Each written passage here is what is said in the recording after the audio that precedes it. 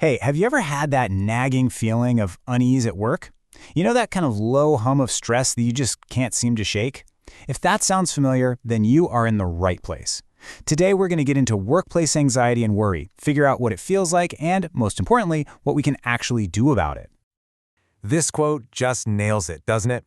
It's not always some loud, panicked alarm going off in your head. A lot of the time, it's more like this persistent, distracting static, just buzzing away, making it so hard to focus and pretty much impossible to really relax. And that's exactly what we're going to unpack today. All right, so let's dive right into this idea of background noise, because before we can even think about turning the volume down, we've got to understand what we're hearing and why it feels so, well, constant. So let's actually put a name on it. We're talking about workplace worry. It's that nonstop feeling of apprehension, right? Worrying about deadlines, that big presentation, or even just everyday chats with your coworkers. The key thing here is just to acknowledge how draining it is. It's not just all in your head, it's a real thing that's actively messing with your workday.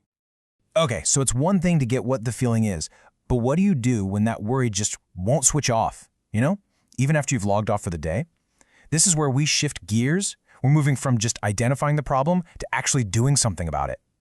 And here's maybe the most important thing you'll hear today. This is not a permanent state of being.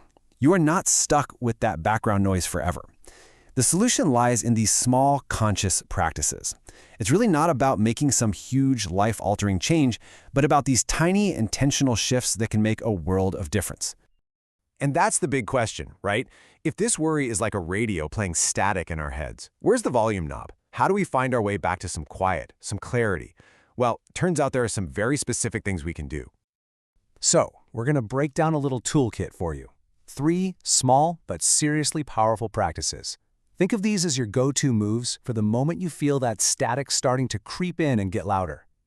And here they are at a glance. Number 1, ground yourself. Number 2, break it down. And number 3, share your feelings. Now I know, they sound simple, right? But trust me, their power is in that simplicity. Let's really dig into each one, starting with how to ground yourself. So, the first tool in our kit is all about grounding. See, when your mind is spinning out with worries about what might happen, the best thing you can do is pull it right back to what's happening right now. And the fastest way to do that is through your senses. It basically yanks your brain out of that what-if spiral and plants it firmly in the what is. The magic of this technique is just how simple it is.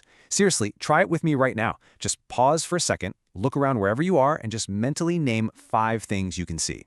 Okay, there's your screen, maybe a cup of coffee, a plant, a pen, the light coming through the window. Did you feel that?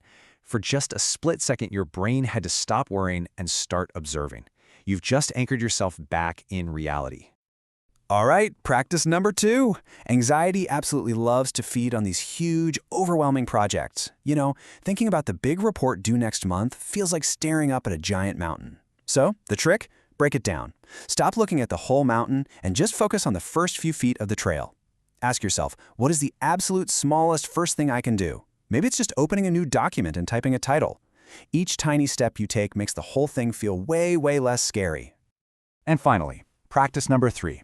Worry just loves to grow in silence and isolation. When you keep it all bottled up inside, it can feel massive, like this unsolvable monster. But the simple act of sharing what you're feeling with a trusted friend, or a partner, or a colleague, it can be a total game changer. Just saying the words out loud often shrinks the problem right down to its real size. So we've got our 3 practices. But let's talk about why they work. What's actually happening when you do these things? Let's look at the outcome and really understand the mechanism that makes anxiety start to lose its grip.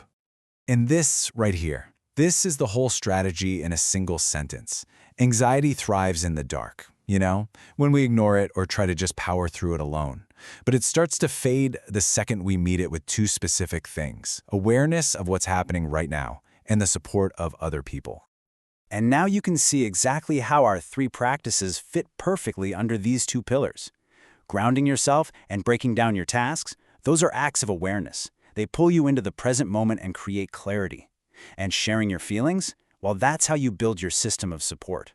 It isn't magic, you see. It's a clear, straightforward strategy. So we'll wrap up by turning this question over to you. We've gone through a really effective toolkit. But hey, everyone's experience is a little different. So take a second and think about it. What helps you manage worry? What are your go-to small practices for turning down that background noise? Thinking about that is a great first step. Thanks for tuning in.